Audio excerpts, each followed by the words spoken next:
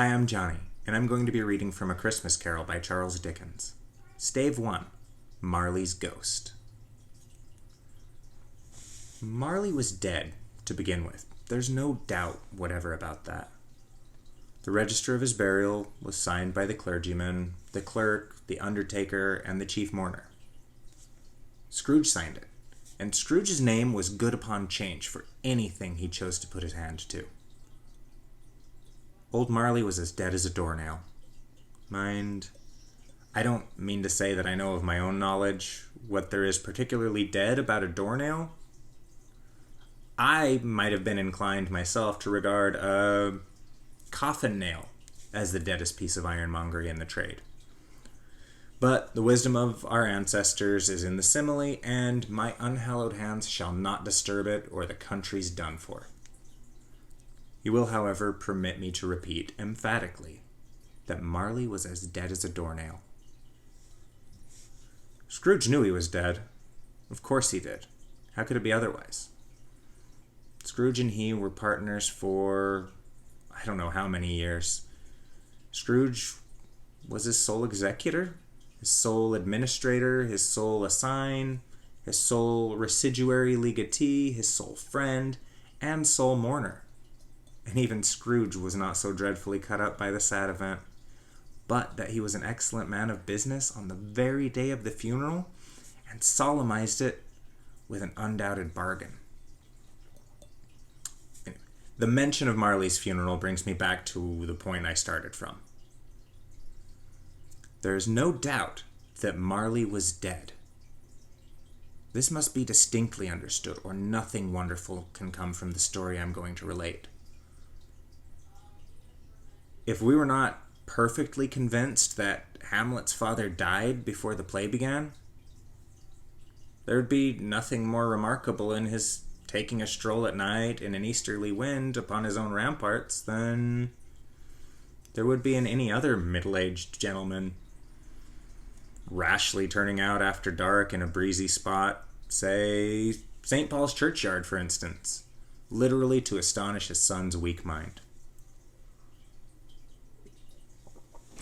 Scrooge never painted out old Marley's name. There it stood, years afterward, above the warehouse door. Scrooge and Marley. The firm was known as Scrooge and Marley.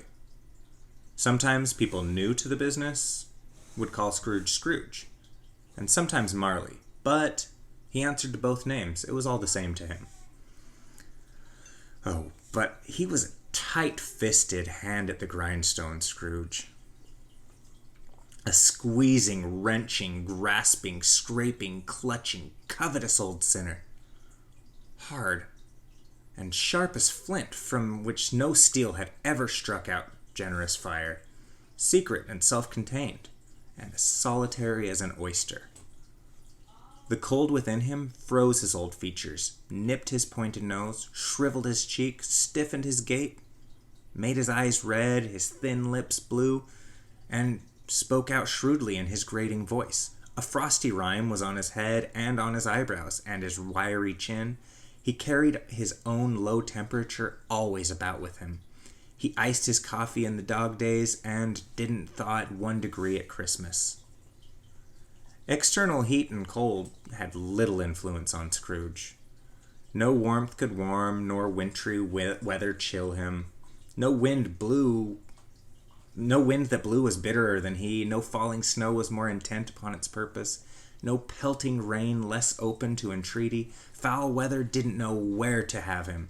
The heaviest rain and snow and hail and sleet could boast the advantage over him only in one respect. They often came down handsomely, and Scrooge never did. Nobody ever stopped him in the street to say with gladsome looks, "My dear Scrooge, how are you? When will you come to see me?" No beggars implored him to bestow a trifle. No children asked him what it was o'clock. No man or woman ever once in all his life inquired the way to such and such a place of Scrooge.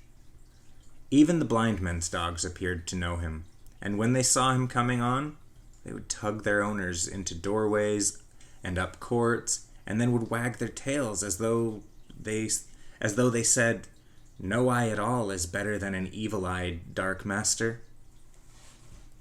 But what did Scrooge care? It was the very thing he liked, to edge his way along the crowded paths of life, warning all human sympathy to keep its distance, was what the knowing ones called nuts to Scrooge.